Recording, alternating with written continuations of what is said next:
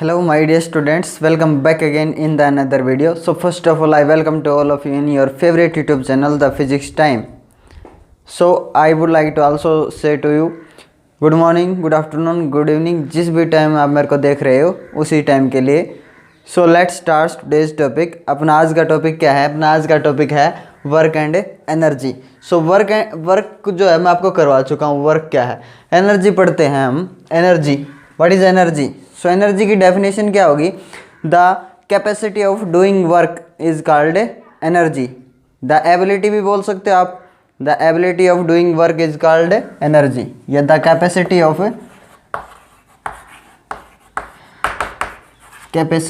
Of doing work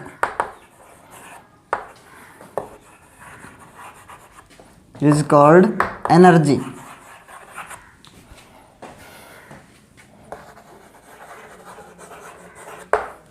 so energy के बारे में हमने एक चीज़ पढ़ी है आज तक. क्या पढ़ी है? कंजर्वेशन के बारे में, कि एनर्जी जो है वो कंजर्व रहती है. Energy can neither be created nor B destroyed. Energy can neither be created nor B destroyed. Energy को न तो आप क्रिएट कर सकते हो और न उसको डेस्ट्रॉय कर सकते हो. So what can you do?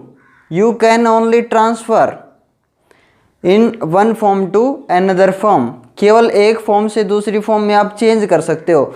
आप ये नहीं कह सकते कि मैंने इलेक्ट्रिसिटी बनाई है. नहीं, ऐसा कभी नहीं होगा. आप इलेक्ट्रिसिटी नहीं बना सकते और ना ही इलेक्ट्रिसिटी को डिस्ट्रॉय कर सकते. ये सिर्फ मैं आपको एग्जांपल दे रहा हूँ कि एनर्जी जो है वो न तो क्रिएट कर सकते हैं हम, न डिस्ट्रॉय कर सकते हैं. आपको समझ में भी आएगा, देखते रहिए.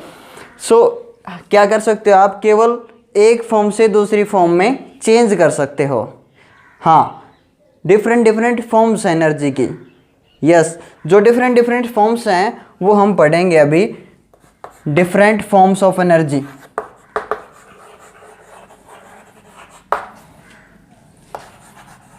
Different forms of energy. So आपके 9th क्लास के लेवल पर कुछ 7 और 8 टाइप्स हैं या फॉर्म्स हैं एनर्जी की. मेन फॉर्म्स हम पढ़ेंगे और आपको समझ में आ जाएगा कि एनर्जी जो है वो हम क्रिएट भी नहीं कर सकते और उसको डिस्ट्रॉय भी नहीं कर सकते. तो हम क्या कर सकते हैं? ओनली एंड ओनली ट्रांसफॉर्म, मतलब एक फॉर्म से दूसरी फॉर्म में चेंज कर सकते हैं. जैसे फॉर्म क्या है एनर्जी की? सो सबसे पहले जो हमने पढ़नी है 9th क्लास में वो क्या है? Kinetic energy. Kinetic energy. Second है potential energy. Potential energy. Third है chemical energy. Chemical energy. Fourth है heat energy. Heat energy. Fifth है लाइट एनर्जी. Light energy. एक एक को समझाऊंगा क्या चीज़ है ये लाइट एनर्जी. और सिक्स्थ है sound energy. Sound energy. Seventh है इलेक्ट्रिकल एनर्जी. Electrical energy. और 8th है न्यूक्लियर एनर्जी. Nuclear energy. अब देखिए एक एक को समझाएंगे कि क्या चीज़ है ये. काइनेटिक एनर्जी क्या होती है? सो काइनेटिक एनर्जी किसको बोलेंगे हम और काइनेटिक एनर्जी है क्या? काइनेटिक एनर्जी जिस चीज़ के पास मास होगा और उसके पास वेलोसिटी होगी उसके पास क्या होगी? Kinetic energy. समझ में आया? नहीं आया? देखिए कोई बाइक अगर दौड़ रही है, ठीक है, एक बाइक जो है वो स्पीड में है रोड के ऊपर, तो बाइक का क्या है? कुछ सर्टेन क्या है उसका? Mass. Certain mass and velocity. Mass और वेलोसिटी मिलके उसकी क्या कहलाती है? वो काइनेटिक एनर्जी. जिस चीज़ के पास मास होगा और जिस चीज़ के पास वेलोसिटी होगी तो वहाँ पे देयर मस्ट बी क्या बोली जाएगी, काइनेटिक एनर्जी। आप सोच सकते हो, आप साइकिल भगा रहे हो तो आपका साइकिल का क्या है, कुछ ना कुछ मास, और आपके पास क्या है, वेलोसिटी।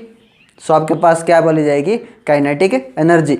वो काइनेटिक एनर्जी होगी कितनी ये तो नहीं पता भाई, कितनी होगी। जब हम बाइक को भगा रहे हैं या साइकिल को भगा रहे हैं हम, तो उसका जो फॉर्मूला है वो क्या बनेगा, कितनी वेलोसिटी जो है वो कितनी काइनेटिक एनर्जी बनाएगी। सो उसके लिए फॉर्मूला जो है वो हमने बनाया, काइनेटिक एनर्जी के लिए जो फॉर्मूला है वो रहेगा ½ mv²। ये फॉर्मूला रहेगा भाई फॉर काइनेटिक एनर्जी। जिस चीज़ के पास मास होगा, जिस चीज़ के पास वेलोसिटी होगी, उसका स्क्वायर करने से और उन दोनों को 2 से डिवाइड करने पे आपके पास उस बॉडी की एग्जैक्ट क्या आ जाएगी, काइनेटिक एनर्जी आ जाएगी। चीज़ ऐसा उनमें हम इसको ड्राइव भी करेंगे, हम प्रूव भी करेंगे कि काइनेटिक एनर्जी जो होती है वो ½ mv² होती है। ठीक है, आगे चलते हैं, पोटेंशियल एनर्जी। अब पोटेंशियल एनर्जी, पोटेंशियल का मतलब क्या है भाई, देखो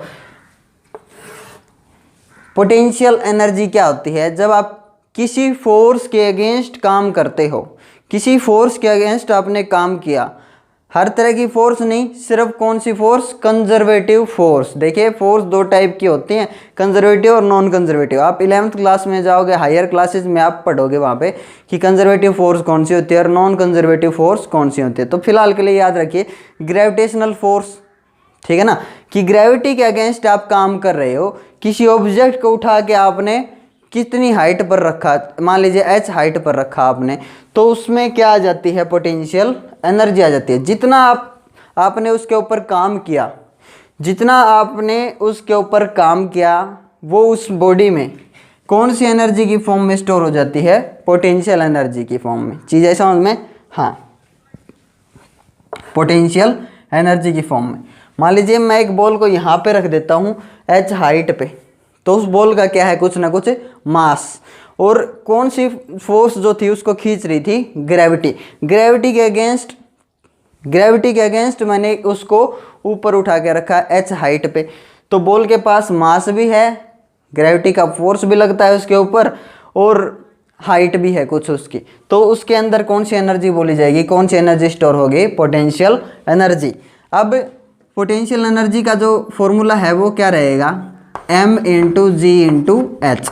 हम इस चीज़ को भी ड्राइव करेंगे कि पोटेंशियल एनर्जी जो है उसका फॉर्मूला क्या रहेगा, mgh। जितनी हाइट पर आप उठाओगे उतनी ज़्यादा उसमें क्या आ जाएगी, पोटेंशियल एनर्जी। ठीक है ना। अब केमिकल एनर्जी के ऊपर आते हैं। Chemical energy, chemical energy, chemical energy, chemical energy क्या होती है भाई, भाई कोई केमिकल है अगर उसमें एनर्जी है तो क्या बोली जाएगी, उसके पास केमिकल एनर्जी है। चीज़ ऐसा उनमें, जैसे कोयला है, कोल सुना ना नाम, कोल, कोयला। अब कोयले में आप देखते हो, कोयले को आप जलाते हो तो उसमें से एनर्जी निकलती है, ठीक है ना। कोयले को जलाया हमने या पेट्रोल को जलाया तो हमारे को क्या देगा, वो हीट एनर्जी। चीज़ ऐसा उनमें, तो कोयले में क्या था, केमिकल भरा हुआ था, उस केमिकल में क्या थी, हीट एनर्जी। हमने उसको जलाया और हीट एनर्जी ले ली। पेट्रोल है, केरोसिन ऑयल है, कोई भी ऑयल है, ठीक है, जो जल सके, ठीक है, डीजल है जैसे, उन सभी में क्या होता है, केमिकल, ठीक है। और जब वो जलते हैं तो क्या देते हैं हमारे को, एनर्जी, हीट एनर्जी बोल सकते हो आप, ठीक है।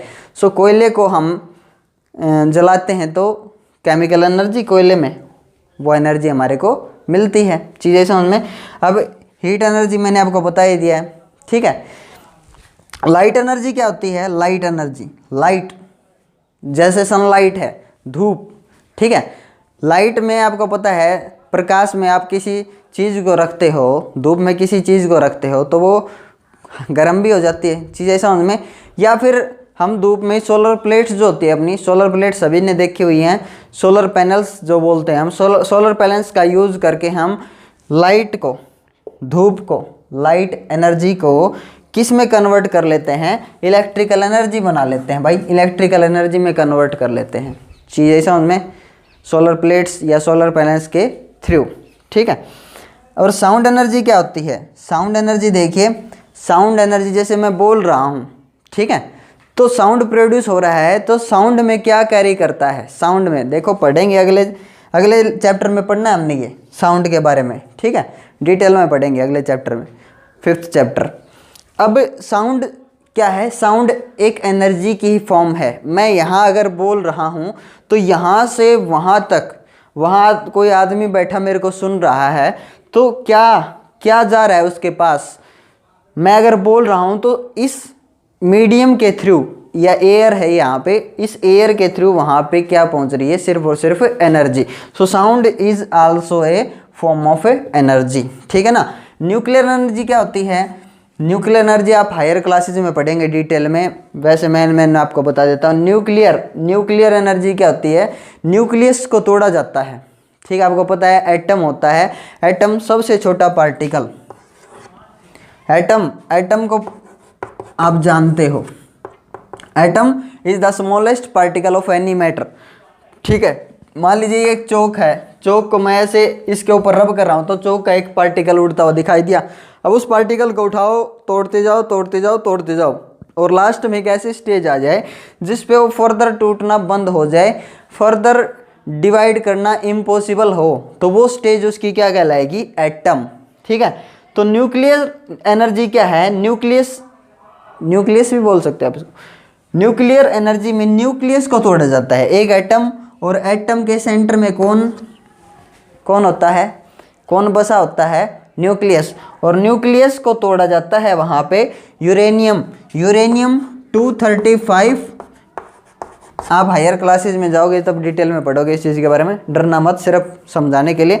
यूरेनियम 235 जो है वो यूज़ किया जाता है, जैसे एक फ्यूल रोड है, ये यूरेनियम है ये मान लीजिए, और इसका एक एटम आप सोच सकते हो कितना छोटा होगा। ऐसे बहुत सारे एटम्स के न्यूक्लियस को तोड़ के क्या बनाई जाती है, क्या निकाली जाती है, एनर्जी, और उसको क्या नाम दिया, न्यूक्लियर एनर्जी। एटम बॉम्ब में यूज़ होती है, आपको पता है, एटम बॉम्ब जो है वो इसी से बनता है, यूरेनियम यूज़ होता है, यूरेनियम रोड्स यूज़ होते हैं वहाँ पे, फ्यूल रोड्स, ठीक है ना। सो जितनी भी एनर्जी की फॉर्म्स हैं बेसिकली जो 9th के लिए इम्पोर्टेंट हैं वो मैंने आपको करवा दी हैं, ठीक है ना। तो मैंने आपको बता ही दिया है कि एनर्जी जो है वो कभी भी क्रिएट नहीं कर सकते, उसको कभी भी डिस्ट्रॉय नहीं कर सकते। So what can we do, we can only transfer, एक फॉर्म से दूसरी फॉर्म में ट्रांसफ़र कर सकते हैं हम, ठीक है ना। अभी आपको पता है कि जो काइनेटिक एनर्जी है, काइनेटिक एनर्जी देखिए, जैसे आप कहोगे सर कैसे ट्रांसफॉर्म कर सकते हैं, तो देखो भाई काइनेटिक एनर्जी, ये एक पेंडुलम का एग्जांपल आप कंसीडर कर सकते हो, ये एक पेंडुलम है, ठीक है ना।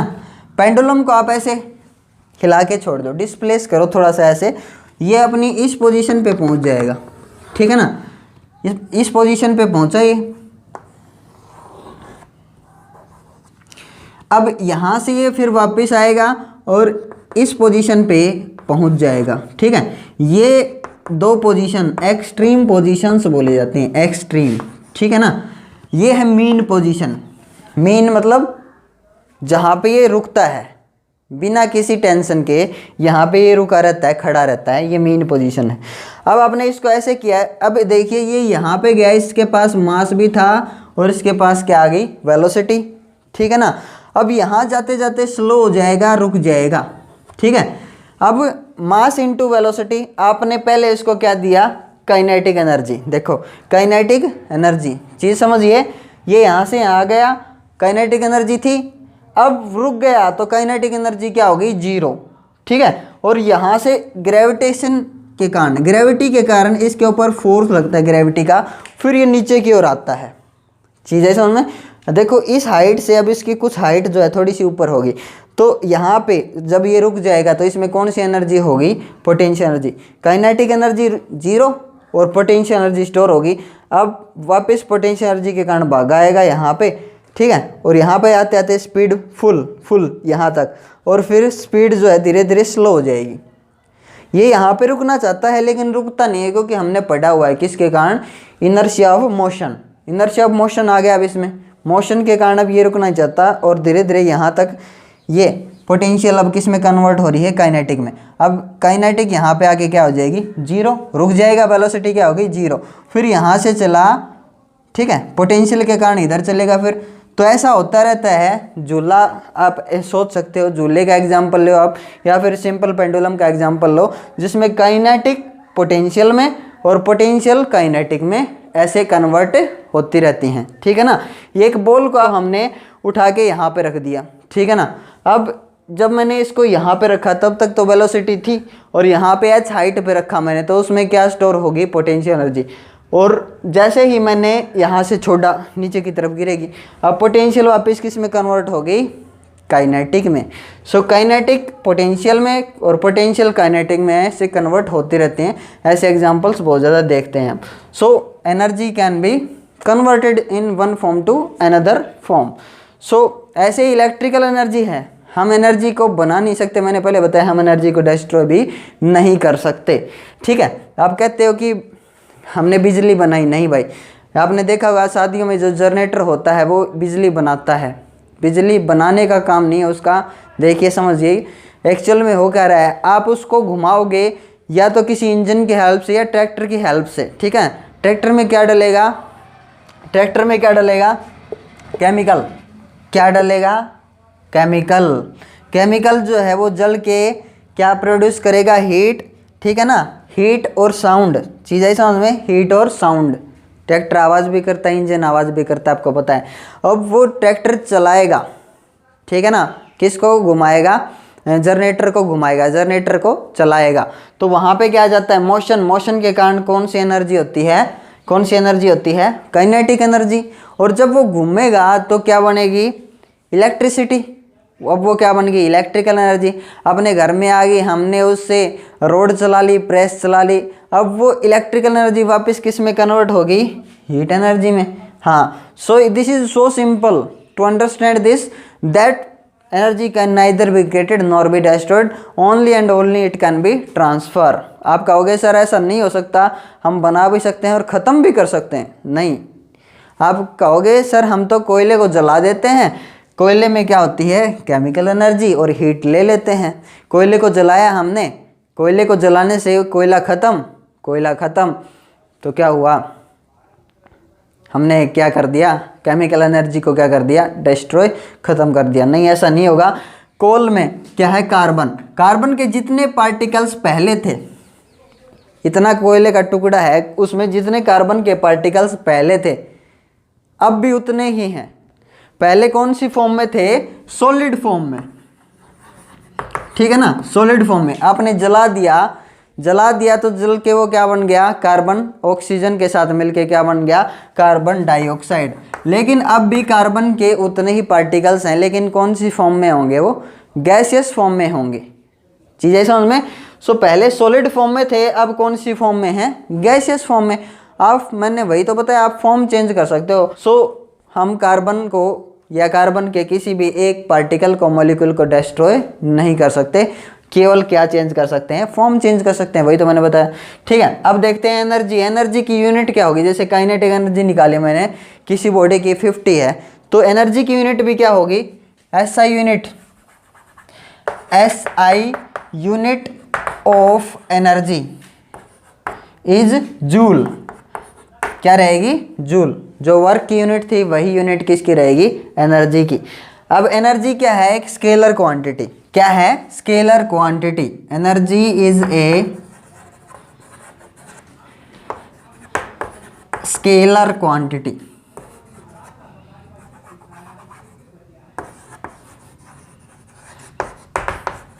याद रखना, एनर्जी की कोई डायरेक्शन नहीं होती, इसलिए क्या बोली जाएगी, स्केलर, ठीक है। SI unit of energy is joule. Energy is a scalar quantity, work is also a scalar quantity, ठीक है। अब इससे आगे चलते हैं, अब प्रूव करते हैं हम काइनेटिक एनर्जी को। काइनेटिक एनर्जी का डेरिवेशन प्रूव करेंगे, डेरिवेशन फॉर काइनेटिक एनर्जी।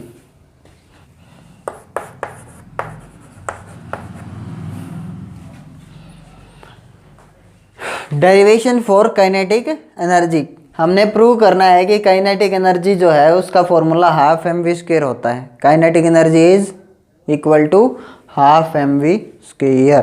सो देखो डेरिवेशन, देखिए अगर आप किसी ऑब्जेक्ट को वेलोसिटी देते हो, सीधा सीधा मैंने बताया था ना, जिसके पास मास होगा और जिसके पास वेलोसिटी होगी तो उसके पास क्या होगी, काइनेटिक एनर्जी होगी।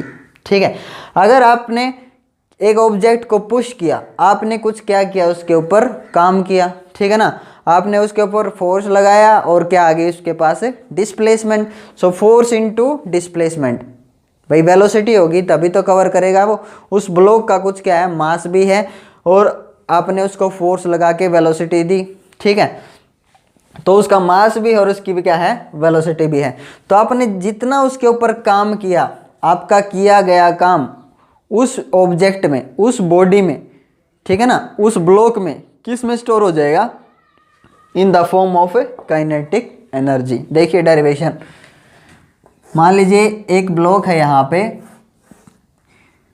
ठीक है, जिसका मास क्या है m, ए पॉइंट पे है ये, ठीक है, आपने इसके ऊपर क्या अप्लाई किया, फोर्स अप्लाई किया, फोर्स अप्लाई किया और आपने यहाँ तक इसको डिस्प्लेस किया, m मास है और b पॉइंट तक आपने इसको डिस्प्लेस किया, ठीक है, ये क्या है, डिस्प्लेसमेंट। डिस्प्लेसमेंट का तो पता है हमारे को, डिस्प्लेसमेंट क्या है, s, ठीक है। अब फोर्स इनटू डिस्प्लेसमेंट क्या आ जाएगा, वर्क डन। अब फोर्स का नहीं पता कि फोर्स कितना लगा, भाई हम क्या निकालना चाहते हैं, वर्क डन निकालना चाहते हैं। वर्क डन कितना किया, वही वर्क डन इसमें किस में स्टोर हो जाएगा, in the form of kinetic energy. हम इसको ऐसे धकेल रहे हैं, इसके पास मास भी और इसके पास क्या है, वेलोसिटी भी। वेलोसिटी होगी तभी तो ये यहाँ से यहाँ तक गया, सो मास भी और वेलोसिटी भी है, ठीक है। तो हम प्रूव करना चाहते हैं कि इसके पास क्या है, काइनेटिक एनर्जी। हम काम कर रहे हैं उसके कारण उसके पास क्या आ जाती है, काइनेटिक एनर्जी आ जाती है, ठीक है। सो वर्क डन कैलकुलेट करने के लिए क्या चाहिए, फोर्स इनटू डिस्प्लेसमेंट, कितना फोर्स लगा, ठीक है, हमने इसके ऊपर कितना काम किया। सो हमारे पास फोर्स नहीं है, डिस्प्लेसमेंट तो पता है कि हमने इतने मीटर, 5 मीटर 10 मीटर इसको क्या कर दिया, डिस्प्लेस कर दिया, ठीक है, डिस्प्लेसमेंट पता है, फोर्स नहीं पता। सो फोर्स के अकॉर्डिंग फॉर्मूला हमारे को पता है कि फोर्स के अकॉर्डिंग फॉर्मूला जो क्या होता है, न्यूटन सेकंड लॉ के according force is equal to mass into acceleration, ठीक है। अब मास का पता है, इसका मास m है, लेकिन एक्सेलरेशन नहीं पता, इसकी एक्सेलरेशन कितनी है, इसकी स्पीड कितनी बढ़ी, कितनी डिक्रीज हुई, कितनी इंक्रीज हुई, कुछ नहीं पता। सो एक्सेलरेशन अगर कैलकुलेट करना चाहें, सो एक्सेलरेशन को कैलकुलेट कर सकते हैं हम कैसे, इक्वेशन जो है वो थर्ड इक्वेशन लगाएंगे मोशन की, v square is equal to U square plus twice as। यहाँ पे ये रुका हुआ था, हमने इसको क्या किया, मूव किया, यहाँ पे ये रुका हुआ था, तो इनिशियल स्पीड क्या बोली जाएगी, 0, ठीक है। और यहाँ तक हम इसको ले गए, अब इसकी स्पीड जो है वो क्या होगी, फाइनल वेलोसिटी, फाइनल स्पीड। यहाँ पे रुका हुआ है वो क्या है, इनिशियल वेलोसिटी, इनिशियल स्पीड। अब चल रहा है, चलते चलते बी पे पहुँच गया, तो ये क्या आ गई, फाइनल वेलोसिटी या फाइनल स्पीड बोली जाएगी।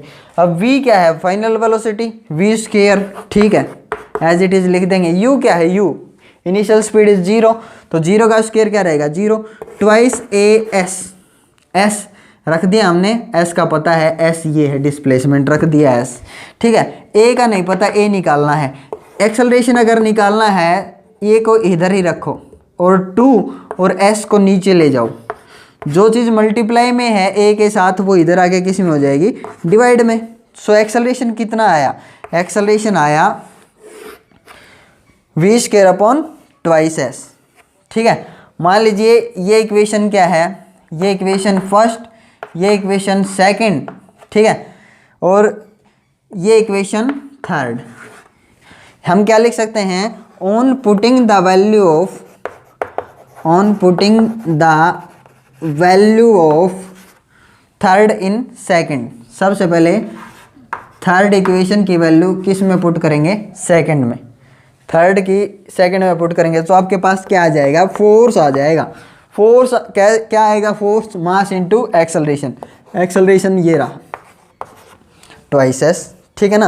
आपके पास क्या आ गया, फोर्स आ गया आपके पास, ठीक है।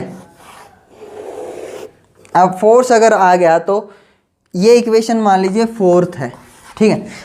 फोर्स अगर आ गया तो फोर्स को यहाँ पे पुट कर सकते हो on putting the value of equation 4 in first, ठीक है, work done is equal to M V square, force की देखो वैल्यू यहाँ पे रखो, M V square upon twice S into S, रख दिया, force into displacement, so S से एस कट गया, कैंसिल हो गया, work done is equal to M V square by two, या इसको क्या लिख सकते हो आप, डिवाइड बाई 2 है, इसको 1/2 भी लिख सकते हो, कोई दिक्कत नहीं है, आप ऐसे भी लिख सकते हो, 1/2 है ये, ठीक है ना, मैंने इसको ऐसे लिख दिया। वर्क डन कितना आया आपका, वर्क डन ये आया, ठीक है।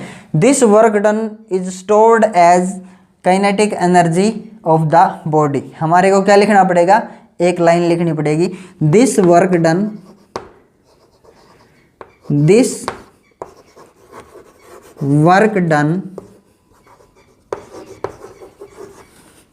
is stored as kinetic energy in the body, ठीक है। ये वर्क डन किस में स्टोर हो जाएगा, kinetic energy of the body में, काइनेटिक एनर्जी, इसको क्या लिख दो, kinetic energy is half M V square, hence proved, hence prove, ठीक है ना, प्रूव हो चुका है। सो अब हम करेंगे potential energy, derivation for potential energy. Derivation for potential energy हमने क्या प्रूव करना है कि पोटेंशियल एनर्जी जो है उसका फॉर्मूला क्या होता है, mgh, हमने ये प्रूव करना है। पोटेंशियल एनर्जी किसके बराबर होती है, किसके इक्वल होती है, mgh के। कैसे प्रूव करेंगे, देखिए मान लीजिए ये अर्थ है, ठीक है ना, अर्थ, अब मैंने आपको क्या बताया था पोटेंशियल एनर्जी के बारे में, जब मैं डिफरेंट फॉर्म्स ऑफ एनर्जी समझा रहा था आपको, कि पोटेंशियल एनर्जी जो है वो स्टोर होती है, कैसे स्टोर होती है, जब आप किसी फोर्स के अगेंस्ट काम करते हो। कौन सी फोर्स के अगेंस्ट काम करते हो आप, कंजर्वेटिव फोर्स। सो कंजर्वेटिव फोर्स के अगेंस्ट आप काम करते हो, हर एक फोर्स के अगेंस्ट काम करने से पोटेंशियल एनर्जी स्टोर नहीं होती कभी भी, सिर्फ कौन सी फोर्सेज, कंजर्वेटिव फोर्सेज कौन सी, जैसे अर्थ है, अर्थ की क्या है, ग्रेविटी, ठीक है। स्प्रिंग आपको पता है, स्प्रिंग में क्या होती है, एक इलास्टिक फोर्स होती है, वापस अगर हम दबाएं वापस उसी पोजीशन पे आएगा वो, ठीक है। तो उस फोर्स के अगेंस्ट दबा रहे हैं हम, तो spring force is also a conservative force, ठीक है। ऐसे आपको पता है कि दो चार्जेस जो होते हैं, पॉजिटिव या पॉजिटिव नेगेटिव, उनमें क्या होता है, इलेक्ट्रिकल फोर्स, उनके बीच क्या होता है, इलेक्ट्रिकल फोर्स। तो electrical force is also a conservative force, ठीक है। दो मैग्नेट आपको पता है, दो मैग्नेट एक दूसरे को अट्रैक्ट भी कर सकते हैं और रिपेल भी कर सकते हैं। नॉर्थ क्या करेगा, रिपेल, नॉर्थ साउथ क्या करेगा, अट्रैक्ट। सो वहाँ पे कौन सी फोर्स बोली जाएगी, कंजर्वेटिव फोर्स है भाई वो, ठीक है ना। तो ये कुछ एक कंजर्वेटिव फोर्स हैं जो आप हायर क्लासेज में पढ़ोगे। फिलहाल के लिए हमने एक ही फोर्स पढ़नी है, ग्रेविटेशनल फोर्स अपनी कंजर्वेटिव फोर्स है।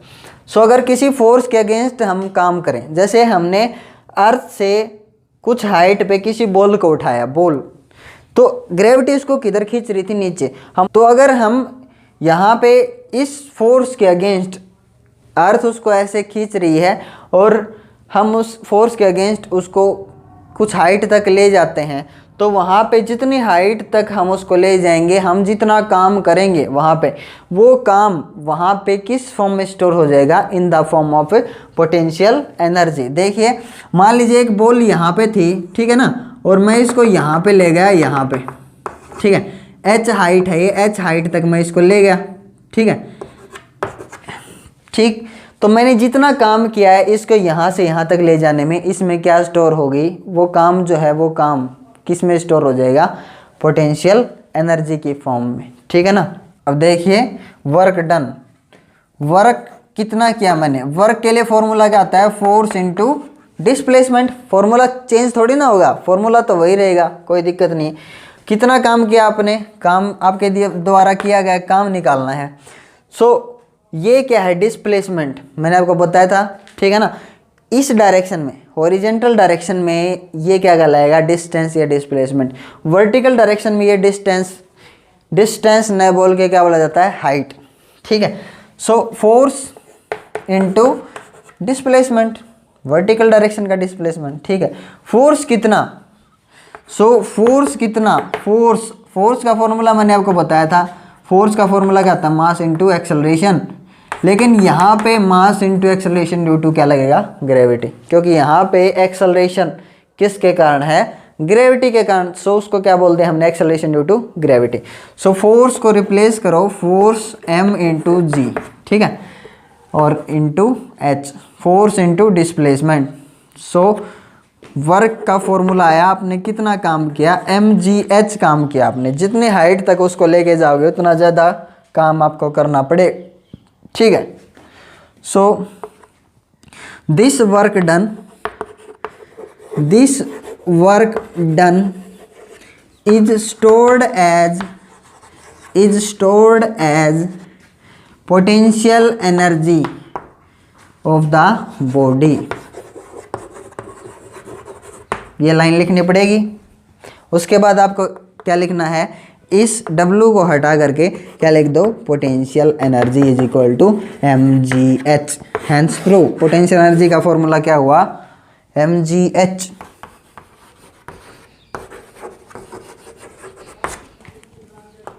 ठीक है, अब हम एक बार फिर देखते हैं कि पोटेंशियल एनर्जी जो है वो काइनेटिक में कन्वर्ट हो सकती है और काइनेटिक किस में कन्वर्ट हो जाती है, पोटेंशियल एनर्जी में। एक छोटा सा एग्जांपल देखिए, मान लीजिए आपने एक बॉल को h हाइट पे उठा के रखा। ठीक है, मान लीजिए ये ग्राउंड है, ठीक है, और आपने उसको h हाइट तक यहाँ उठा के रखा आपने। ठीक है, या थोड़ा और ऊपर कंसीडर कर लेते हैं, यहाँ तक हमने उसको उठाया, ये हाइट है h हाइट, हमने यहाँ तक उसको उठाया h हाइट तक। ठीक है, यहाँ रख दी बॉल। ठीक है, यहाँ पे रखा हमने, इस h को कैलकुलेट किया, इसका मास कैलकुलेट किया, और हमने यहाँ पे क्या कैलकुलेट कर ली, पोटेंशियल एनर्जी कैलकुलेट कर ली। यहाँ पे आपको पता है पोटेंशियल एनर्जी कैसे कैलकुलेट की जाती है, mass into acceleration due to gravity into height. हमारे को इस बॉल का मास भी पता था, h हाइट भी पता था, और g की वैल्यू भी पता थी। ठीक है ना, हमने यहाँ पे पोटेंशियल एनर्जी इसकी कैलकुलेट की, और यहाँ पे PE जो था वो कितना था, 20। ठीक है, यहाँ पे रुका हुआ है काइनेटिक एनर्जी कितनी, यहाँ पे देखिए, यहाँ पे पोटेंशियल एनर्जी जो है, पोटेंशियल एनर्जी कितनी है, 20। यहाँ पे रुकी हुई है, तो आपको पता है जिस चीज़ के पास वेलोसिटी 0 तो काइनेटिक एनर्जी क्या होगी, 0। सो यहाँ पे काइनेटिक एनर्जी बताइए कितनी है, यहाँ पे काइनेटिक एनर्जी क्या है, 0। ठीक है, जब ये यहाँ से यहाँ पे हमने छोड़ी और ये यहाँ पे पहुँची, ठीक है, यहाँ तक आई है। ठीक है, मान लीजिए A पोजीशन, ये B पोजीशन, ये C पोजीशन और ग्राउंड वाली D पोजीशन। ठीक है, तो हमने इसको यहाँ पे देखा, यहाँ तक आते आते इसकी कुछ वेलोसिटी बढ़ी। ठीक है, हमने क्या देखा, उस वेलोसिटी के कारण यहाँ पे काइनेटिक एनर्जी जो थी वो कितनी थी, 5। ठीक है, काइनेटिक एनर्जी 5, और देखा पोटेंशियल एनर्जी इस हाइट के कारण पोटेंशियल एनर्जी कितनी रह गई, 15। ठीक है ना, देखिए अब भी इन दोनों का सम जो है वो कितना बनता है, 20 + 0 20, 15 + 5 कितना है, 20। ठीक है, अब यहाँ पे जब ये बॉल यहाँ पे आई तो इसकी काइनेटिक एनर्जी देखी गई, क्योंकि इसकी स्पीड और बढ़ गई। स्पीड बढ़ने के कारण क्या बढ़ गया, काइनेटिक एनर्जी बढ़ गई। ठीक है, सो अब इसकी काइनेटिक एनर्जी कितनी होगी, 10। अब हमने देखा पोटेंशियल एनर्जी जो है, पोटेंशियल एनर्जी कितनी है इसकी, 10। इतनी हाइट के कारण, देखिए हाइट कम है, अब इतनी हाइट के कारण पोटेंशियल एनर्जी क्या है, 10। ठीक है, और जब ये यहाँ से फिर यहाँ तक आई तो यहाँ पे हमने काइनेटिक एनर्जी, इसकी स्पीड के कारण काइनेटिक एनर्जी कैलकुलेट की, और वो क्या थी, 20। ठीक है ना, 20। और जब ये ग्राउंड पे स्ट्राइक करने ही वाली होती है उस टाइम की ये क्या कहलाती है, काइनेटिक एनर्जी। स्ट्राइक करने के बाद तो वेलोसिटी क्या हो जाएगी, 0। So just before striking the ground kinetic energy is 20। और पोटेंशियल एनर्जी कितनी है, हाइट क्या है, बिल्कुल close to the earth height क्या है, 0। तो h 0 होने के कारण पोटेंशियल एनर्जी क्या हो गई, 0। लेकिन इन दोनों का सम देखिए आप, इन दोनों का सम हर जगह क्या है, कांस्टेंट 20, यहाँ पे भी 20, यहाँ पे भी 20 और यहाँ पे भी क्या है 20। So energy always remains conserved.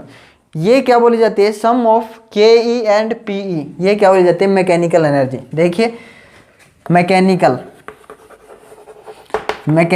Energy, mechanical energy आपको याद रखना है। मैकेनिकल एनर्जी जो होती है उस 2 टाइप की होती है, काइनेटिक एनर्जी और potential energy.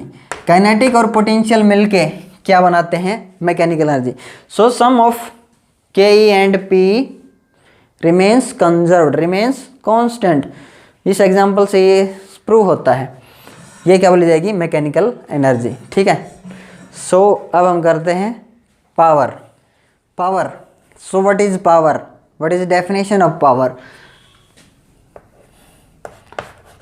The work done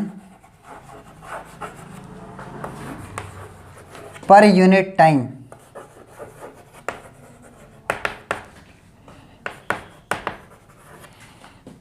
is called power।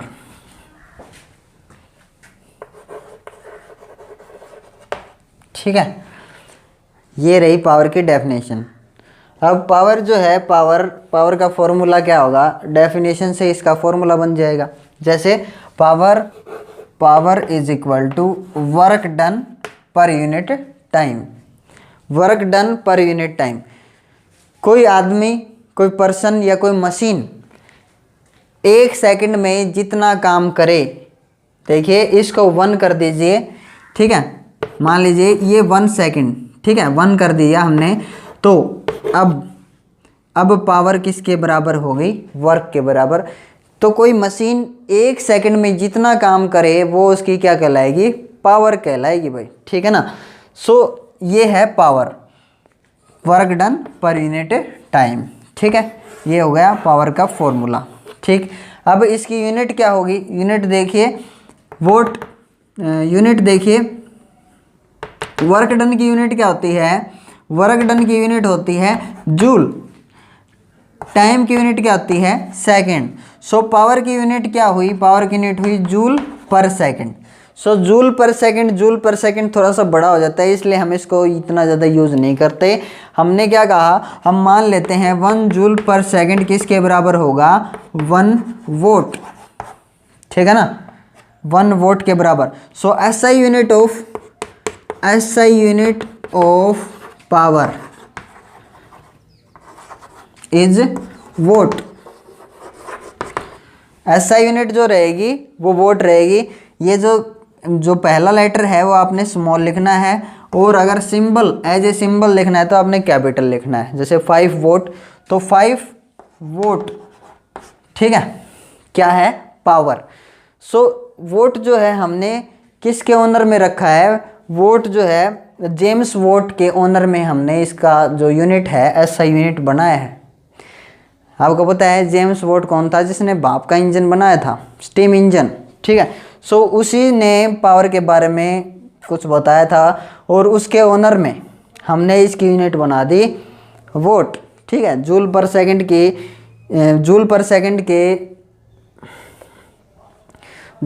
Second की जगह हम SI यूनिट क्या यूज़ करते हैं, वोट यूज़ करते हैं। ठीक है, अब पावर जो है वो कैसी क्वांटिटी है, तो power is a scalar quantity. याद रखना है, पावर की कोई डायरेक्शन नहीं होती। अब एक तो फॉर्मूला ये हो गया पावर का। ठीक है, ये क्या है, ये मैकेनिकल पावर है भाई, कोई चीज़ काम करके देती है, ये कौन सी पावर बोली जाएगी, कोई चीज़ काम करके देती है तो ये मैकेनिकल पावर बोली जाएगी। MECHENICAL, मैकेनिकल पावर है भाई ये। ठीक है ना। अब एक और फॉर्मूला रहेगा पावर के लिए। पावर के लिए दूसरा फॉर्मूला क्या रहेगा, power is equal to electrical energy electrical energy, electrical energy consumed per unit time. ठीक है ना। पावर का दूसरा फॉर्मूला क्या रहेगा, कोई ऑब्जेक्ट जितनी ज़्यादा एनर्जी को, इलेक्ट्रिसिटी को कंज्यूम करेगा, ग्रहण करेगा इन 1 सेकेंड, जैसे electrical energy consumed per unit time. जैसे देखिए, मान लीजिए एक मोटर है या एक बल्ब है, वो 100 जूल एनर्जी का जो यूनिट है वो क्या रहेगा, जूल। वो 100 जूल एनर्जी यूज कर रहा है इन 1 सेकेंड। ठीक है, तो पावर कितनी हुई, 100 जूल पर सेकंड। 100 जूल पर सेकंड को हम क्या ले सकते हैं, 100 वॉट। सो आप देखते हो जो अपने जो बल्ब्स आते थे पहले, ठीक है ना, जो देखे हुए आपने पुराने टाइम पे, अब तो एलईडी आ गई हैं। ठीक है, उनके ऊपर वोल्टेज में लिखा रहता है कि 8 वोट की है। ठीक है ना, या जो बल्ब होते थे अपने 100 वोट के या 200 वोट के, तो वो क्या थी, उनकी पावर, कितनी एनर्जी को कंज्यूम कर रहे हैं वो क्या है, पावर। जैसे अपने पुराने बल्ब मैंने आपको बताया जो पीले पीले कलर के हुआ करते थे, वो 100 200 के हुआ करते थे, 100 वोट या 200 वोट या 500 वोट। उसका मतलब क्या है, 1 सेकंड में वो उतनी एनर्जी को क्या कर रहे हैं, खा रहे हैं, ग्रहण कर रहे हैं, कंज्यूम कर रहे हैं। अब एक एलईडी जो है आपने देखी, आज जो एलईडी आई हुई है अपने, वो 8 वोट की होती है। ठीक है ना, 8 वोट, यानी कि वो सिर्फ कितनी एनर्जी खर्च कर रही है 1 सेकंड में, 8 जूल एनर्जी कंज्यूम कर रही है इन 1 सेकंड। तो हम एलईडी ज़्यादा प्रेफर करेंगे, एलईडी यूज़ करना जो है वो सही रहेगा, क्योंकि आपको पता है अगर 10 एलईडी भी अगर हम जला दें तो भी एक बल्ब के बराबर इलेक्ट्रिसिटी कंज्यूम नहीं होगी, इन्वर्टर ज़्यादा जल्दी डाउन नहीं होगा। सो ये होती है पावर। ठीक है, तो ये पावर कौन सी पावर बोली जाती है, ये इलेक्ट्रिकल पावर बोली जाती है भाई, इलेक्ट्रिकल पावर। ठीक है, ये इलेक्ट्रिकल पावर है और ये कौन सी पावर है, मैकेनिकल पावर। मैकेनिकल पावर मतलब काम करके देना। एक मोटर आप बाजार से, मार्केट से खरीद के लाते हो, ठीक है, उसकी एक एफिशिएंसी होती है। एफिशिएंसी कब समझ में आएगा आपको, जब समझ में आएगा तब आप इलेक्ट्रिकल पावर और मैकेनिकल पावर दोनों के बारे में जानते हो कि इलेक्ट्रिकल पावर क्या होती है और मैकेनिकल पावर क्या होती है। ठीक है, आप उसके ऊपर देखते हो कि वो 500 वोट उसकी पावर है, तो वो इलेक्ट्रिसिटी से कितना ले रही है, 500 जूल एनर्जी खर्च करवा रही है वो इन 1 सेकेंड। सो उसकी पावर कितनी बोली जाएगी, 500 वोट। ठीक है, अब हमने क्या देखा, हमने उसको बिजली में लगाया और पानी भरने में लगा दिया, पानी भर रही है मोटर, पानी वाली मोटर लेके आए हम।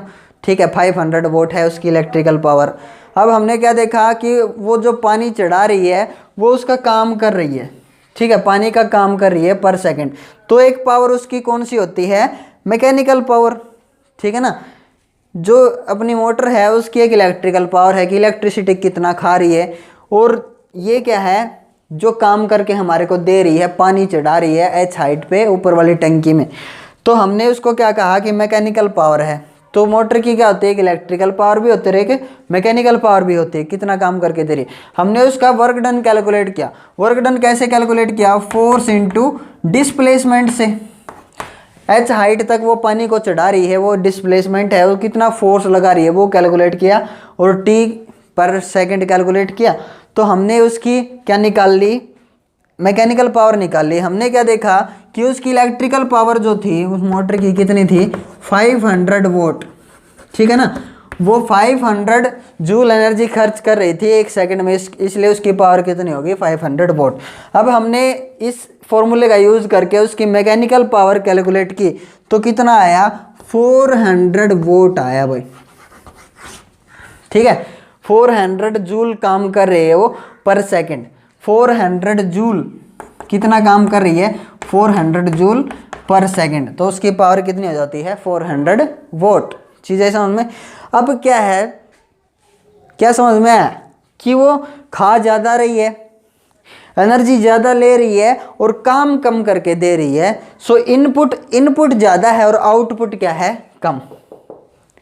जो करके दे रही है वो काम कम करके दे रही है और खा ज़्यादा रही है। सो इसको क्या बोलेंगे हम, इसको बोलेंगे कि वो क्या है, कामचोर है। हाँ, ऐसा ही बोलते हैं ना बच्चों के केस में।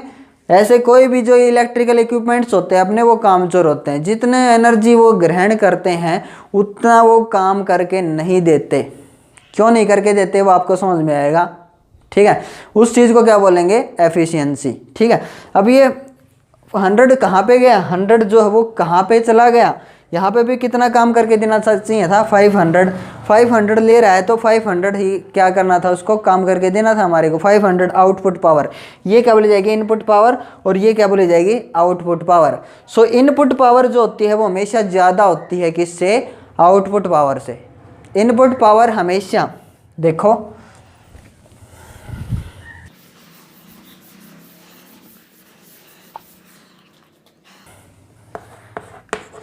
Input power is always greater than output, ठीक है, आउटपुट पावर। अब इनपुट और आउटपुट जो है उसका रेशियो एफिशिएंसी कहलाएगा भाई।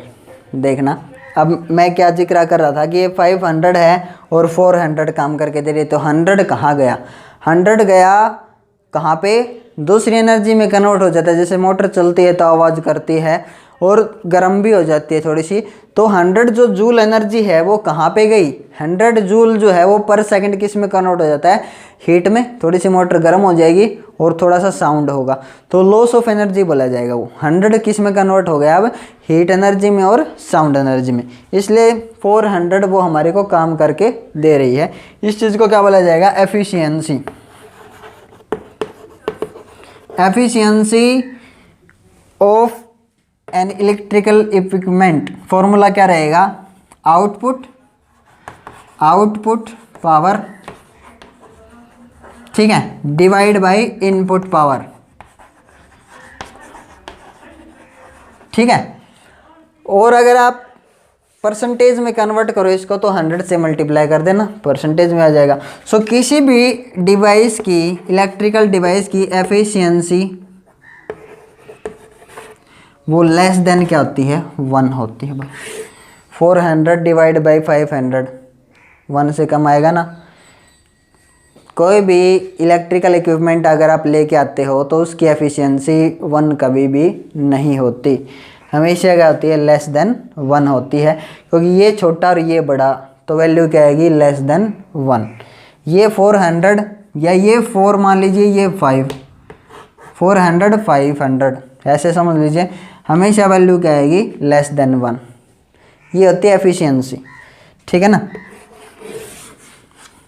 अब करते हैं commercial unit of power, commercial unit of energy. Commercial unit of energy क्या है, कमर्शियल का मतलब क्या है, कमर्शियल इज घरेलू, ठीक है ना। तो घरेलू यूनिट जो होती है अपनी एनर्जी, ये आपको पता है, जो मीटर्स होते हैं अपने घर में, जो मीटर लगे होते हैं जहाँ पे अपनी रीडिंग्स आती हैं, ठीक है ना। और जो रीडिंग वाला लेके जाता है हर महीने नोट करके, वो मीटर निकालता है अपनी 1 यूनिट 2 यूनिट, वो यूनिट या रीडिंग बोल सकते हैं हम उनको, ठीक है, मीटर रीडिंग्स। तो वो किस में होती हैं, वो किलोवाट आवर में होती हैं। देखिए, किलोवाट आवर। तो हमने आज ये पढ़ना है कि वो यूनिट किलोवाट आवर जो है उसमें कितने जूल एनर्जी होती है, 1 किलोवाट आवर, ठीक है। 1 किलोवाट आवर का मतलब क्या है, ठीक है। जैसे आप देखते हो कि मीटर जो है वो 33 35 37 जितनी रीडिंग्स निकाल गया, वो क्या है, वो यूनिट बोली जाएंगी अपने मीटर की, वो रीडिंग वो यूनिट है भाई। और वो 1 यूनिट जो होती है वो कितनी होती है, 1 किलोवाट आवर।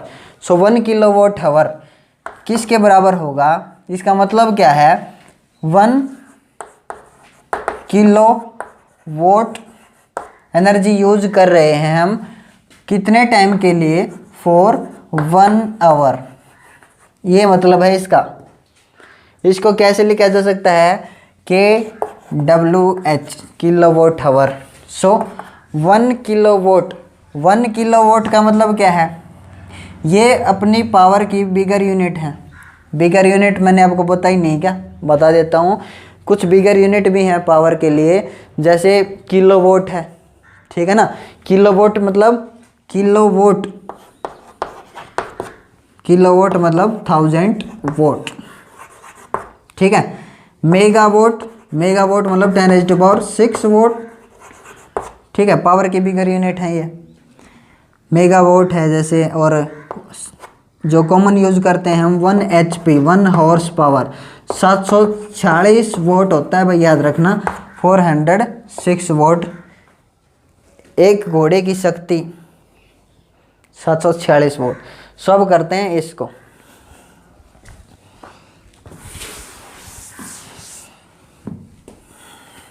जैसा कि मैंने आपको बताया कि ये जो है ये बिगर यूनिट है किलोवाट। सो इसको क्या लिखा जा सकता है, 1000 वोट, ठीक है। फॉर 1 आवर के लिए तो इसको क्या लिखा जा सकता है, 436 सेकंड्स। चीजें समझ में, एक आवर में कितने सेकंड्स होते हैं, 3600 सेकंड्स होते हैं, ठीक है ना। अब क्या लिखा जाएगा, KWH 1 kilowatt hour is equal to 1000। Watt को क्या लिखा जा सकता है, बताया था मैंने, जूल पर सेकंड, इनटू 4 को क्या कर दिया, मल्टीप्लाई, इनटू 3600 सेकंड्स। सेकंड से सेकंड कट गया। 1 kilowatt hour is equal to किसके बराबर हुआ, कितनी एनर्जी, देखो जूल बच गया ऊपर तो जूल लिख दिया, ठीक है। अब देखो दो ये हैं, 1 0 1 0 2 1 2 3, ठीक है। 3 और 2 कितनी होगी, 5। तो 10⁻⁴ कितना लिखा जाएगा, 5। 1 kilowatt hour is equal to 36 को आगे लिख लिया, और 10⁻⁴ कितना हो गया, 5 जूल, ठीक है ना। या फिर आप इसको कैसे लिख सकते हो, 1 kilowatt hour is equal to 3.6 भाई 10 से डिवाइड कर दो तो क्या आ जाएगा, 3.6। 10 से डिवाइड कर दो और 10 से मल्टीप्लाई कर दो, कुछ फर्क नहीं पड़ना ना। 10 से डिवाइड किया 3.6 और 10 से मल्टीप्लाई किया, एक पावर बढ़ गई, 3.6 इंटू 10⁻⁶ जूल। ये भी सही है, ठीक है, ये भी सही है, दोनों सही हैं। सो 1 किलोवाट आवर, एक यूनिट जो होती है, एक यूनिट में कितने जूल एनर्जी होती है अपनी, इतने जूल, ठीक है ना।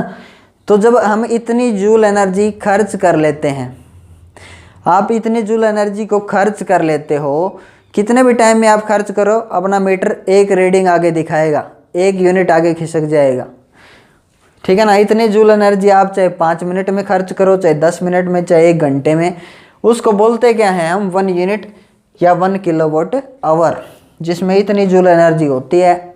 इतने जूल एनर्जी आप खर्च करो और 1 यूनिट मीटर आगे खिसक जाएगा, ठीक है ना। So this chapter has been completed and thank you for watching this video. और अगर आपको इसके नोट्स चाहिए तो आप डिस्क्रिप्शन में PDF डाउनलोड कर सकते हो, उस वहाँ पे हर एक चैप्टर के आपको क्या मिल जाएंगे, नोट्स मिल जाएंगे, ठीक है ना। So thank you again.